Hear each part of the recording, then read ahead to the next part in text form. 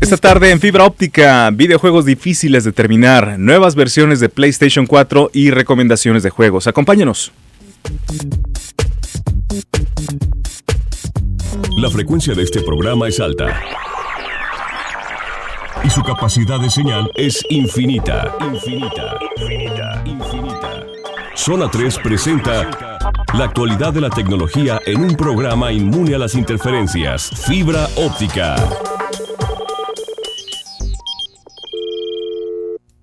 ¿Qué tal? ¿Cómo están? Bienvenidos a Fibra Óptica. Un gusto saludarles. Soy Jorge Eduardo García y les invito a que permanezcan en la frecuencia 91.5 FM, Zona 3. En este lunes de videojuegos estaremos hablando acerca de los más difíciles de terminar. También nos estarán platicando acerca de las nuevas versiones de PlayStation 4 y algunas recomendaciones de juegos, como ya también nos han estado solicitando. Pues en esta semana también les estarán dando algunas recomendaciones importantes. Y recuerden, para estar en contacto tenemos el 33 18 80 76 41 para que estén enviando sus comentarios o alguna sugerencia también de tema. Y bueno, pues esta semana nos acompaña Hamlet Arias. ¿Cómo estás? Buenas tardes. Y Alejandro Rodríguez. Hola, ¿qué tal? ¿Cómo estamos? Así que ya listos para hablar de los videojuegos difíciles de terminar. Una categoría que supongo que debe ser pequeña, ¿no? O si hay muchos que son difíciles de terminar. Lo que pasa es que fíjate que no es que sean difíciles de terminar, sino es complicado para algunos de nosotros terminarlos cada juego, ¿no? No difícil de terminar. De cierta forma puede ser tanto por la etapa de la vida en la que estás viviendo en este momento, de que a lo mejor ya no tienes tanto tiempo para jugar y te metes en un juego demasiado largo, o inclusive de ese tipo de juegos que realmente nos sacan canas verdes y queremos aventar el control a la pantalla, ¿no? Pero pasa mucho y de hecho las empresas están interesadas en saber por qué mucha gente no termina sus juegos, ¿no?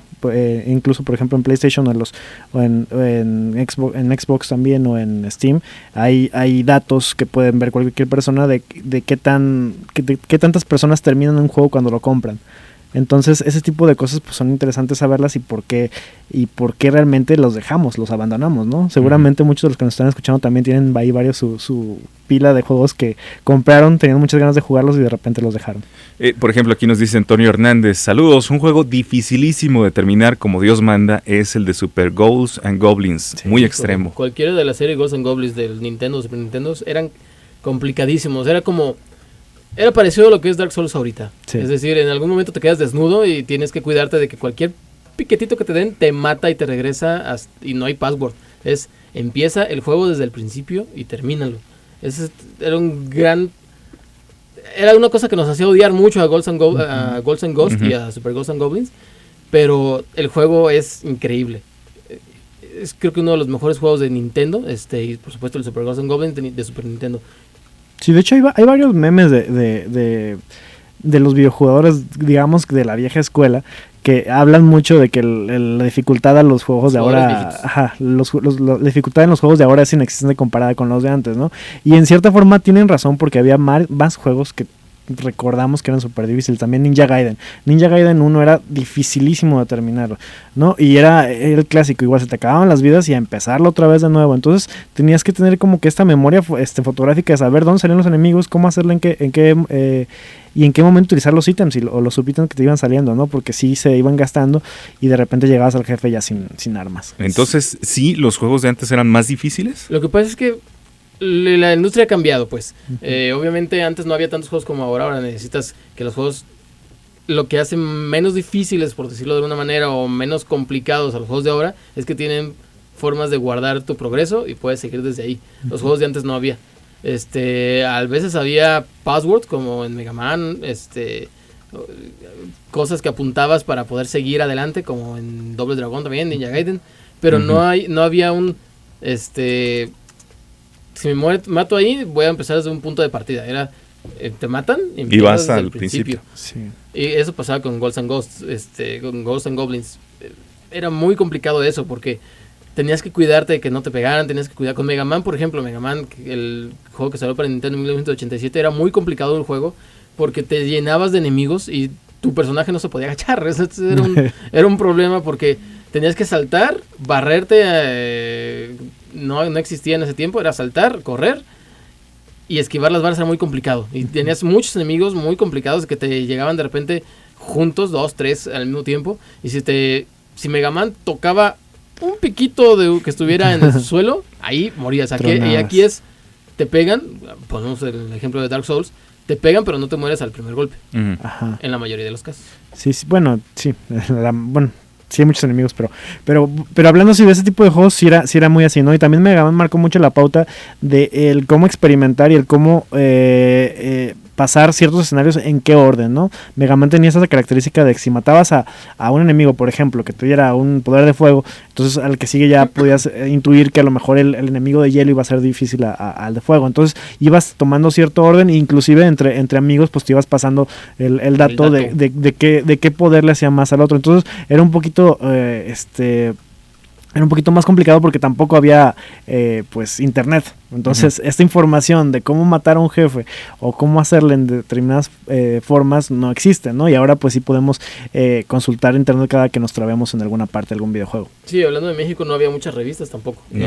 En Estados Unidos tenían Game Pro, tenían EGM, que ya llevaban varios números desde los 80s de Nintendo. Y en México no había hasta que llegó Club Nintendo y hacía ciertas cosas para ciertos juegos, pero no había esa información a la mano que tenemos ahora. Pues había guías de juego que no podías conseguir aquí en México, salvo en algunas tiendas escondidas de la ciudad, en Guadalajara, en la Ciudad de México, pero no había tanta información como ahora. Ahora pues puedes ver a PewDiePie jugando, darle un poquito de dinero a PewDiePie para que vea, para que nos enseñe cómo está jugando y acabar el juego y ver, mira, este se cayó ahí y ya no voy a hacer esto. Voy a hacer... Que eso tampoco es como... No mucha gente lo hace, pues no te puedes saber a alguien jugando para terminar el juego antes de jugarlo tú. Pero cuando ya estás harto de que te estén matando y matando y matando y matando, si dices, a ver, voy a ver nada más esta partecita, ¿cómo es? Voy a checar cómo lo hicieron. Oigan, aquí tenemos otro comentario, nos dice Nastar Warrior, dificilísimo, saludos. No nos pone su nombre, pero envía saludos. Nastar Warrior, ay caramba, ahorita lo checamos. Sí, es uno de Taito. Aquí estaba viendo, de 1988, Nastar Warrior. Uy, sí es muy... yo no lo llegué a jugar, pero sí tenía fama de ser un rompecontroles en su época. Sí. La fama de rompecontroles era porque agarras el control y lo aventabas y los controles de Nintendo de repente como a los 20, 30 aventadas ya no resistían. Y ese era uno de ellos.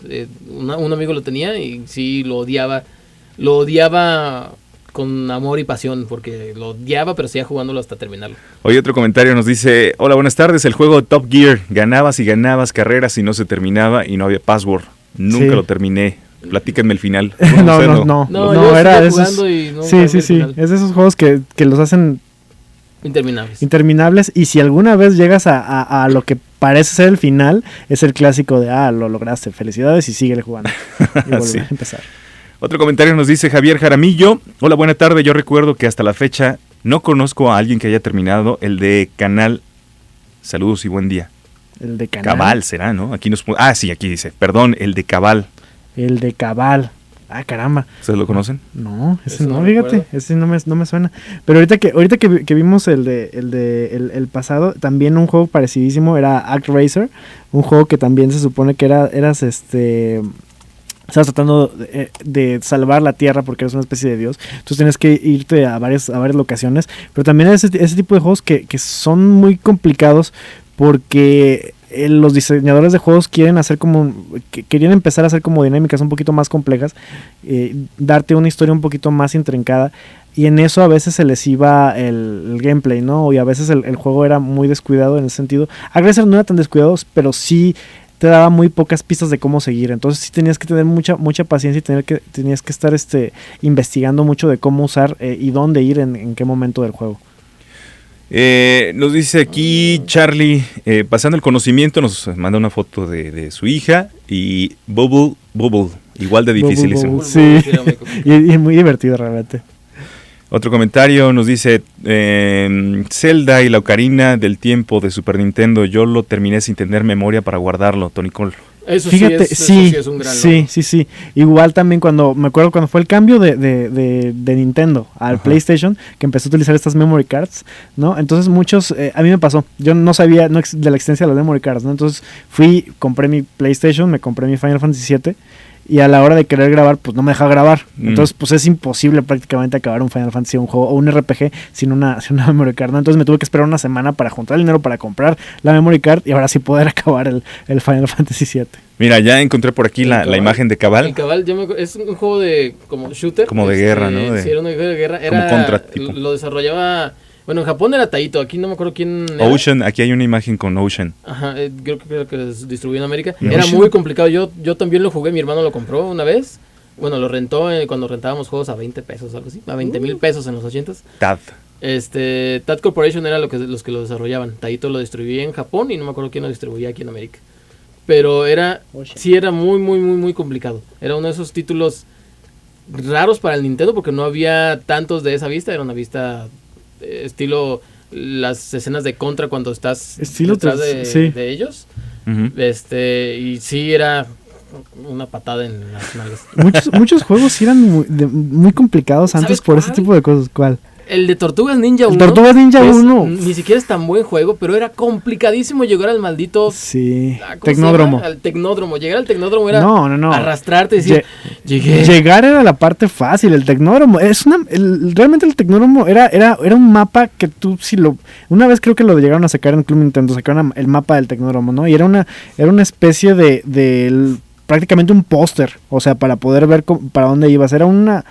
No, era fácilmente 40 o 50 o más de 50, no, yo creo que me estoy quedando corto, de cuartos, o sea, y si te equivocabas tenías que regresarte, no, era un juego realmente difícil que muy pocos jugadores realmente lo terminaron y muchos mienten diciendo que lo terminaron, es cierto. Yo llegué al Tecnódromo. Sí, llegaste. Sí, ahí. ¿Cuántos años tenías? Cuando jugué tenía como 8 años. Sí, como 8. Y llegué al Tecnódromo y ya. Yeah. No, yo ya quería ser un niño feliz en mi vida. Sí.